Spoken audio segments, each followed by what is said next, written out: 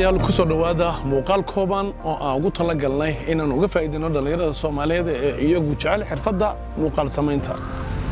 inaad muuqaal fiican soo kordhiso ama aad soo bandhigto waxaad ku helaysaa views badan ama in aad daawadayaal badan aad samaysato.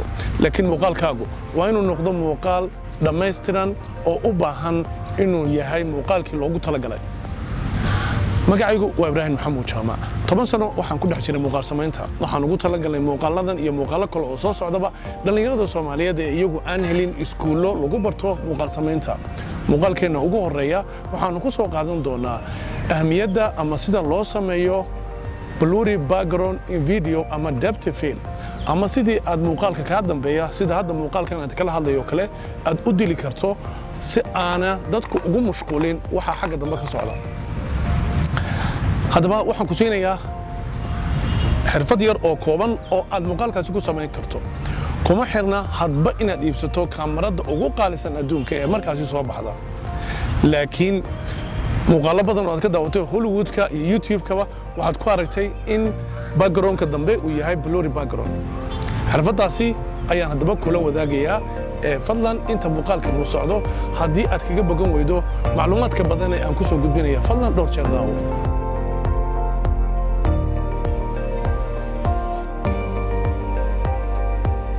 ugu horeysa aad muuqaalka noocan oo kale ku samayn karto waa inaad ka soo fogaato fogaan dhan 20 feet darbiga ka dambeeya. hadba shayga aad duubayso ama qofka aad duubayso fadlan ka soo fogee darbiga 20 feet iyo wixii ka badan. kadib waxa ku suurtagelaysaa in kaamarada aad u gudubto kadibna muuqaalkan aad hesho. talaabada labaad ee qaadayso waa in aad kaamaradaada aad ka dhigto manual mode.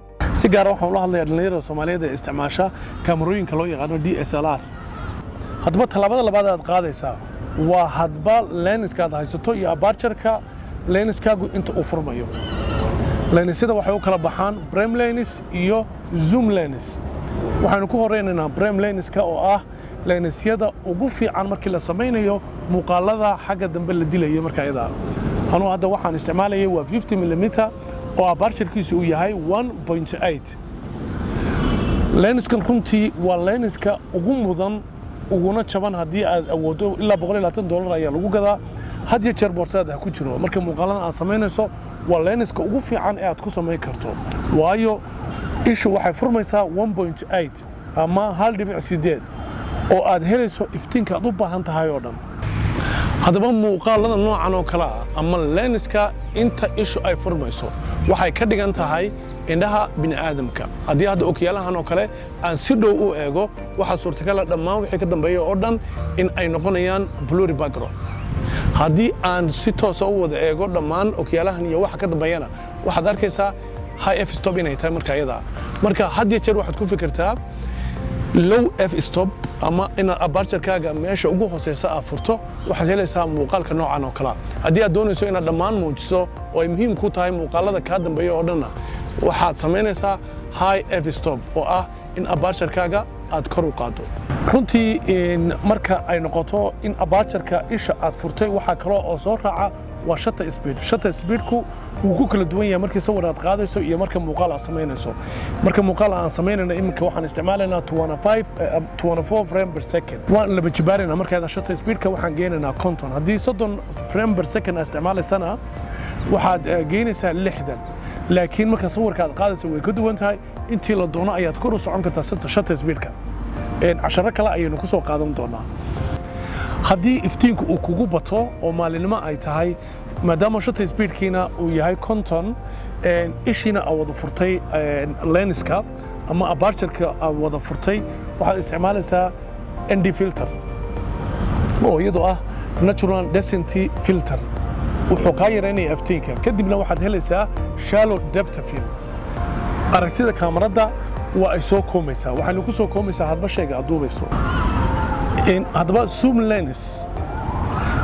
zoom lensku waa lensyada dhaadheer ee fogaanta fog wax ka duuba. waxaana inta badan loo isticmaalaa markii xayawaanaadka aad duubayso kale. waxaad kaloo isticmaali kartaa marka sportska aad duubayso kale. haddii aad haysato haddaba zoom lens kan waa 105 mm laakiin waxaa jiri kara 70 ilaa 200 iyo weliba ka sii fogba.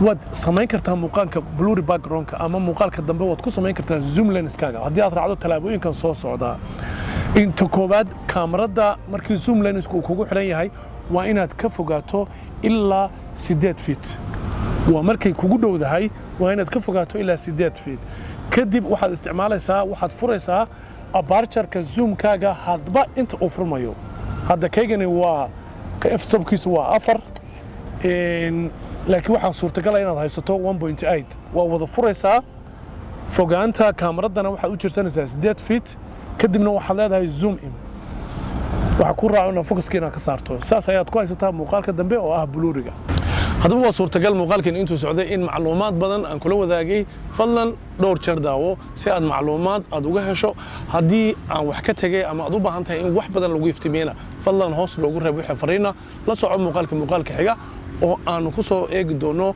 hadba xirfadda aan isleenahay way anfici kartaa dhalinyarada Soomaaliyeed ee iyagu ku mashquulsan muuqaal samaynta